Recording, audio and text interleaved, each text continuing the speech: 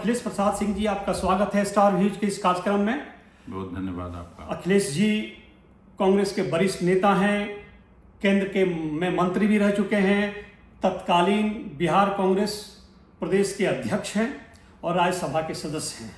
अखिलेश जी से हम जानना चाहेंगे कि आजकल बिहार में कांग्रेस का स्वास्थ्य कैसा है, दिल्ली में क्या चल रहा है। हाल में ही मऊ की रैली में भी अखिलेश जी शरीक हुए थे, जहां राहुल गांधी ने जोरदार भाषण किया। इन तमाम मुद्दों पर अखिलेश जी से हम बात करेंगे और देखेंगे कि कांग्रेस की राजनीति दिल्ली से बिहार तक कैसी चल रही है। अखिलेश जी, बिहार में आजकल जोर शोर से लोगों को ज्वाइन कराने की परंपरा चल रही है। कल ही काफ़ी लोग और बड़े बड़े लोग कांग्रेस को ज्वाइन किए, तो क्या बिहार में कांग्रेस अपनी पकड़ मजबूत कर रही है? ये देखिए, निश्चित रूप से बदलाव आया है। एक तो राहुल जी के लीडरशिप के प्रति युवाओं में, महिलाओं में, मजदूरों में, बैकवर्ड क्लासेस में, दलित वर्ग में आकर्षण बढ़ा है जी। और ऐसा मैं केवल इसलिए नहीं कर रहा हूँ कि मैं कांग्रेस का एक्टिविस्ट हूँ, कांग्रेस पार्टी का अध्यक्ष हूँ बिहार का, इस वजह से नहीं कर रहा हूँ। आप पिछला परिणाम अगर देखेंगे आप जी, बिहार में जो लोकसभा का चुनाव हुआ है तो 7% वोट था हम लोगों को जी, 7% से 9.4% पर हम लोग पहुंचे हैं। जी, 14 में 8% था जी, और अगर वोट के लिहाज से देखिएगा तो जहां 30 लाख वोट था जी, वहां इस बार 41-42 लाख वोट आया है।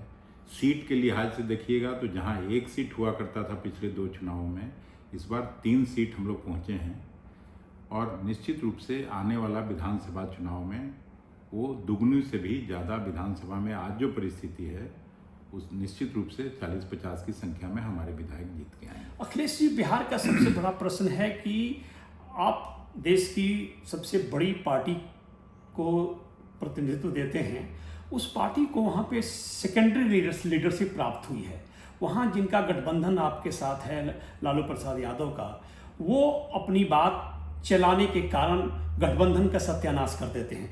लोकसभा में भी अगर राहुल की एंट्री बिहार में हुई होती, राहुल गांधी प्रचार किया होता, राहुल गांधी की रैली हुई होती, तो लोकसभा में भी आपके गठबंधन की इतनी दुर्दशा नहीं होती। बाहर से साफ साफ दिख रहा था कि राहुल गांधी को रोकने का जो प्रयास है वो आरजेडी की तरफ से किया गया था, ताकि आरजेडी का नेतृत्व उभर पाए।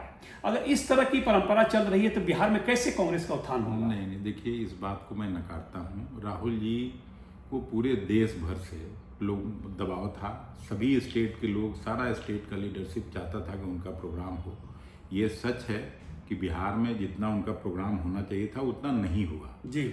हम लोग भी ज़्यादा चाहते थे, बल्कि इस बार जो 18 तारीख को गए थे तो मैं मंच से भाषण में कहा कि जितना समय आप दूसरे राज्यों को देते हैं, दक्षिण के राज्यों को, उत्तर प्रदेश को, अगर वैसा समय अगर बिहार में आप दें जी। तो निश्चित रूप से कांग्रेस का यहाँ कायाकल्प हो जाएगा। कांग्रेस जैसे पहले हुआ करती थी उस तरह से कांग्रेस खड़ी हो जाएगी और ये आरजेडी के लिए भी अच्छी बात होगी कि राहुल जी का ज़्यादा से ज़्यादा उपयोग बिहार में हो। आपने देखा उत्तर प्रदेश में राहुल गांधी ने किस तरीके से कैंपेन किया और राहुल गांधी के कैंपेन का फायदा सीधा अखिलेश यादव को हुआ। ठीक है, यहाँ तक कि कांग्रेस के 1-2 लोग जो विधानसभा में थे, लोकसभा में कांग्रेस की सीटें कितनी बढ़ गई, ये बिकॉज राहुल गांधी ने वहां संजीदगी से कैंपेन किया था, इसके वजह से हुआ। वही पैटर्न आपको बिहार में लागू करना चाहिए था। बिल्कुल लागू करना पड़ेगा, ये बात मैं आपकी मानता हूँ, सहमति रखता हूँ। एक बात बता के मैं आप ही की बात को कह रहा हूँ कि राहुल जी जैसे न्याय यात्रा में प्रवेश किए किशनगंज से पूर्णिया, कटिहार होते हुए फिर दूसरे लेग में आए जी, औरंगाबाद और सासाराम होते हुए उत्तर प्रदेश गए थे। जी जी। तो आप अगर देखे होइएगा तो किशनगंज की सीट हम लोग जीते, पूर्णिया पप्पू यादव इंडिपेंडेंट जीते लेकिन बीजेपी को हराया और कांग्रेस का झंडा लेके वो लड़े। कटिहार में तारिक साहब जीते, औरंगाबाद में आरजेडी जीत गई और सासाराम में कांग्रेस पार्टी का उम्मीदवार जीत गया। तो राहुल जी का उपस्थिति निश्चित रूप से जीत की ओर बढ़ाता है और 4-5 सीट वहां और जीत जाता तो केंद्र में सरकार बनाने में इनको परेशानी होती। मैं स्वीकार करता हूँ इस बात को कि राहुल जी की उपस्थिति से निश्चित रूप से हारी हुई कई सीटें हम लोग जीत में बदल सकते थे। अखिलेश जी, एक चीज़ और जानना चाहता हूँ कि आने वाले दिनों में यानी नवंबर दिसंबर तक बिहार का चुनाव असेंबली का होगा, तो क्या लग रहा है, कौन सा परिप्रेक्ष्य बिहार में बन रहा है? क्या नीतीश कुमार फिर इधर से उधर खिसकेंगे? बाकी आपका गठबंधन तो है ही, तो बिहार की राजनीति किस दिशा में जा रही है? देखिए, नीतीश जी का निर्णय तो वो खुद करेंगे। नीतीश जी के बारे में तो ऊपर वाला ही जानता है कि कब क्या निर्णय करेंगे। लेकिन ये सच्चाई है कि अभी जो हम लोगों का गठबंधन है, और आपने जो बातें कही, राहुल जी का ठीक से कैंपेन हो जाए तो हम लोग निश्चित रूप से सरकार बनाएंगे। वहाँ भारतीय जनता पार्टी और जनता दल यू का गठबंधन होने के बावजूद वो लोग हारेंगे। बिहार की जनता अच्छी लोगों से अब इनके शासन प्रशासन से उब चुकी है। जिस तरह से बेरोजगारी बढ़ी है, जिस तरह से महंगाई बढ़ी है, और बिहार लगातार पिछड़ता जा रहा है, चाहे वो स्वास्थ्य सेवा हो, शिक्षा व्यवस्था हो, सब चीज़ में। नीति आयोग का भी मानक देख लीजिए, इंडेक्स में सबसे नीचे है, 28 बड़े राज्यों में हमेशा 27वें 28वें स्थान पर सभी जगह पर। तो ये तो कोई कांग्रेस पार्टी के दफ्तर से निकाला हुआ चीज़ नहीं है। तो मोदी जी के मातहत नीति आयोग काम करती है। बिल्कुल बिल्कुल। तो इस बात को स्वीकार करने में ये नहीं है। लेकिन फिर भी अगर नीतीश जी भारतीय जनता पार्टी से, जो उनको सरकार वहाँ ठीक से नहीं चलाने दे रही है, ये भी बात मैं देखता हूँ और महसूस करता हूँ, वो भी महसूस करते हैं। क्या निर्णय करते हैं वो जाने। एक बात तो तय है कि नीतीश जी अगर बीजेपी के साथ चुनाव लड़ते हैं तो बीजेपी बेशक सीटें अच्छी ले आएंगी, लेकिन नीतीश जी की पार्टी अच्छी परफॉर्म नहीं कर पाएगी। तो उनको इस डर को तो झेलना पड़ेगा, और डर उनको सता भी रहा है, जिसकी वजह से तमाम तरह की बातें चल रही हैं। नहीं, ठीक आप बोल रहे हैं अनिल जी, लेकिन ये कॉल तो नीतीश जी का है। जी अब क्या निर्णय करते हैं वो तो वो जानते होंगे या ऊपर वाला जानता होगा। लेकिन पहले उनको बीजेपी और अपने गठबंधन के बारे में जो भी निर्णय करें, उसके बाद ही इधर कोई फैसला होगा ना। अखिलेश जी, आप दिल्ली में हैं, दिल्ली में विधानसभा का चुनाव चल रहा है, पार्टी आपको यहाँ के विधानसभा में भी कहीं कहीं जाने को कह रही है, कहीं कहीं नज़र आ पा रहे हैं। आपको क्या लग रहा है, बिहार के जो वोटर्स हैं, कम से कम 10 से 15 लाख बिहार के लोग यहाँ रहते हैं जो रजिस्टर्ड वोटर हैं, उनका झुकाव इस बार कांग्रेस की तरफ होगा, या कांग्रेस के वोट परसेंटेज में कुछ बदलाव आएगा? निश्चित रूप से बदलाव आएगा। आपने देखा होगा, हमको प्रेस कॉन्फ्रेंस के लिए दिल्ली प्रदेश कांग्रेस कमेटी के दफ्तर में मुझे बुलाया गया था, और हमको स्टार प्रचारकों की लिस्ट में भी रखा है। वही देखते हुए यहाँ बल्कि 10-15 नहीं, 20 से 25 लाख रजिस्टर्ड वोटर हैं जी उत्तर बिहार के। तो हम लोगों ने ये किया था कि भाई छठ पूजा में जिस तरह से बदमाशी होती है जी, और एक बयान जो बहुत ही दुखद है, जो अरविंद केजरीवाल जी ने एक बार दिया था, आपने भी पढ़ा होगा कि 500 रुपये का टिकट कटा के रेल का बिहार और यूपी से लोग चले आते हैं और 5 लाख का मुफ्त में इलाज करा के चले जाते हैं। भारतीय जनता पार्टी के जो अभी तत्कालीन अध्यक्ष हैं नड्डा साहब, उन्होंने बिहारियों की तुलना बांग्लादेश घुसपैठियों से किया। तो ये सब लोग समझते हैं इस बात को कि, और शीला दीक्षित जी के ज़माने में जो दिल्ली का विकास हुआ वो शायद किसी के ज़माने में नहीं हुआ। उसको लोग याद करते हैं। तो मुझे पूरा विश्वास है, मैं कई जगह कैंपेन करने गया, आधा दर्जन से ज़्यादा जगह पर मैं कैंपेन किया हूँ, फिर अभी भी जा रहा हूँ। तो कांग्रेस की तरफ लोग मुखातिब हैं। राहुल जी का भी कैंपेनिंग शुरू हो गया, बाकी नेताओं का भी कैंपेनिंग शुरू हो गया। फिर से कांग्रेस की पुनर्वापसी दिल्ली वाले लोग चाहते हैं। जी अखिलेश जी, कांग्रेस के पास जो दिल्ली में जनाधार है वो 4 से 5% का है, पिछला वोटिंग पैटर्न देखें तो। अब अपनी स्थिति को सुधारने के लिए लोग बातें भी कर रहे हैं कि शायद इस बार जिस तरीके से कांग्रेस जुझारू रूप से दिल्ली में लड़ रही है, 10 से 12-15% तक वोट तक कांग्रेस पहुंच जाएगी और कांग्रेस का खाता यहाँ पे खुलेगा। तो आपको लग रहा है कि कांग्रेस 15% वोट लेने में कामयाब होगी? बिल्कुल कामयाब होगी, वोट परसेंटेज में भी बढ़ोतरी होगी और सीटों की संख्या भी बढ़ेगी, इस बात से कोई इनकार नहीं कर सकता। क्योंकि दिल्ली में अखिलेश जी, राहुल गांधी हो गए, अमित शाह जी हो गए, प्रधानमंत्री हो गए, ठीक है, अरविंद केजरीवाल हो गए, इतने बड़े बड़े लीडरशिप चुनाव कैंपेन में लगे हुए हैं। सब लोग दिल्ली को लुभाने की कोशिश कर रहे हैं। सारी पार्टियां बड़ी बड़ी एजेंडा लेके घोषणा पत्र के रूप में आई हैं।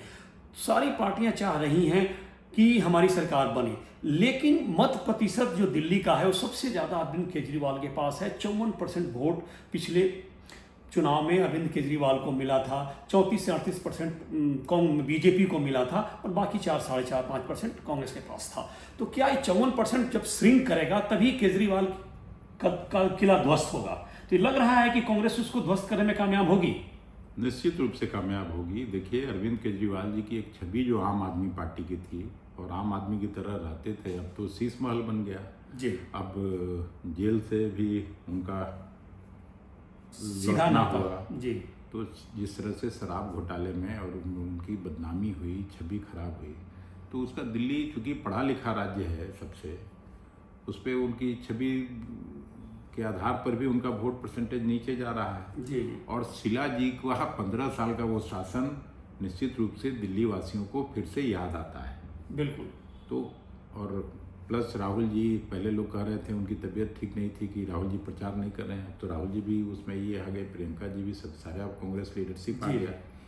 मुझे पक्का भरोसा है, मैं जिस तरह से गया हूँ और जो फीडबैक है, कि कांग्रेस का वोट परसेंटेज भी बढ़ेगा और सीटों की संख्या भी बढ़ेगी। दिल्ली में अखिलेश जी चुनावी जंग चल रहा है और हर आदमी दूसरे पार्टी पे अटैक कर रहा है।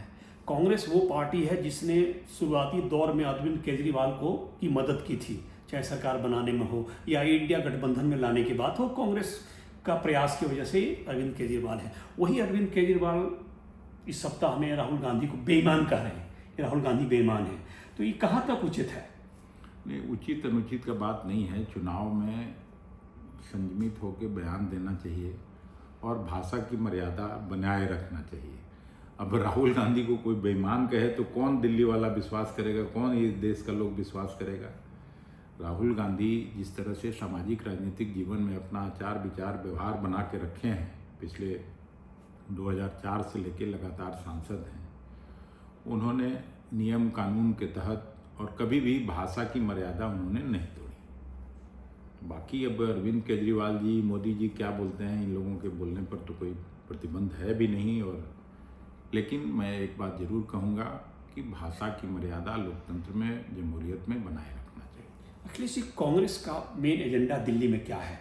दिल्ली में क्या करना चाहती है? जिस तरीके से बाकी राज्यों में, हिमाचल में, तेलंगाना में कांग्रेस ने और इवन कर्नाटक में अपने प्रोमिसेस को फुलफिल किए हैं, महिलाओं के प्रति हो गया, किसानों के प्रति हो गया, युवाओं के प्रति हो गया, क्या वो एजेंडा दिल्ली में लागू कर पाएगी? बिल्कुल, हम लोगों ने तो अपना ये कर दिया है, सारा स्कीम्स के बारे में बताया गया है, नौजवानों के बारे में, महिलाओं के बारे में, बेरोजगारी के बारे में, सब कुछ तो कांग्रेस पार्टी ने साफ साफ ये किया है। घोषणा पत्र भी अभी आने वाला है। तो मुझे लगता है कि सब लोग को पसंद आएगा, दिल्ली वालों को। और राहुल गांधी जी अगर कोई बात कहते हैं तो चाहे वो कहीं हो, कर्जा माफ़ी का बात अगर उन्होंने कहा कर्नाटक में तो कर्जा माफ़ी हुआ, मध्य प्रदेश में कर्जा माफ़ी का बात किया था, छत्तीसगढ़ में कर्जा माफ़ी का बात किया था, राजस्थान में कर्जा माफ़ी का बात किया था, पंजाब में कर्जा माफ़ी, तो वो हमेशा वो सरकार की, और महीना 2 महीना के अंदर, 4 से 8 सप्ताह के अंदर वो सब कुछ हुआ था। तो यहाँ भी जैसे बिजली फ्री देने का वायदा है तो निश्चित रूप से पूरा करेगी। अखिलेश जी, एक आखिरी सवाल। मऊ में जिस तरीके से राहुल गांधी ने विपक्ष यानी सत्ताधारी पार्टी के ऊपर अटैक किया, आपको लग रहा है कि ये सारे अटैक जस्टिफाइड हैं? तो बिल्कुल क्यों जस्टिफाइड नहीं है। सारे डेमोक्रेटिक इंस्टीट्यूशंस पर जिस तरह से, और खास करके इलेक्शन कमीशन सवाल के घेरे में है, तो फिर जमहूरियत और संविधान का मतलब क्या हो जाता है? तो राहुल जी तो वही सवाल उठाते हैं जो प्रासंगिक हैं आज के दिन में। क्योंकि मऊ की जो रैली थी, कहीं से ऐसा नहीं लग रहा था कि कांग्रेस की सरकार मध्य प्रदेश में नहीं है। जिस तरीके से अपार जन सैलाब वहाँ बह रहा था, चाहे वो कैंप में हो, सड़कों पर है, काफ़ी मात्रा में, क्योंकि मैं खुद वहाँ मौजूद था, मैं देख रहा था, रैली जबरदस्त हिट थी। आप भी वहाँ उस रैली के हिस्सेदार थे। 2 घंटे से ज़्यादा लगे जी। इसलिए मेरा प्रश्न है ये है कि उस रैली में जो प्रभाव राहुल गांधी के भाषण का पड़ा है, उस प्रभाव पे मैं आपसे बात कर रहा हूँ कि क्या ये उचित रहा? बिल्कुल उचित है। और राहुल जी का, आपको पहले ही मैं अपने ओपनिंग स्टेटमेंट में कहा कि जिस तरह से युवाओं में, महिलाओं में, गरीब तबके में, बैकवर्ड क्लासेस, दलित और माइनॉरिटीज़ में, अगड़ी जाति के गरीब लोगों में उनका लीडरशिप के प्रति आकर्षण बढ़ा है, वो केवल मऊ और नहीं, कुछ दिन पहले बिहार भी गए थे, बिहार भी वही स्थिति थी जी। 2 मीटिंग हुई, दोनों जगह हजारों लाखों की संख्या में लोग आते हैं, बिल्कुल काबू करना मुश्किल हो जाता है। लोकतंत्र में स्ट्रॉन्ग विपक्ष का होना मजबूत है। राहुल गांधी एलओपी हैं, अपनी जिम्मेवारी का निर्वाह कर रहे हैं। एक मजबूत विपक्ष के रूप में कांग्रेस अपना काम कर रही है। आने वाले दिन में अखिलेश जी हम आपसे और बात करेंगे। स्टार व्यूज़ में आपने बात की, अपने विचार को रखा विभिन्न मुद्दों पर, बिहार, दिल्ली और मध्य प्रदेश की उस रैली के ऊपर। इसे आपका हार्दिक धन्यवाद। Thank you so much.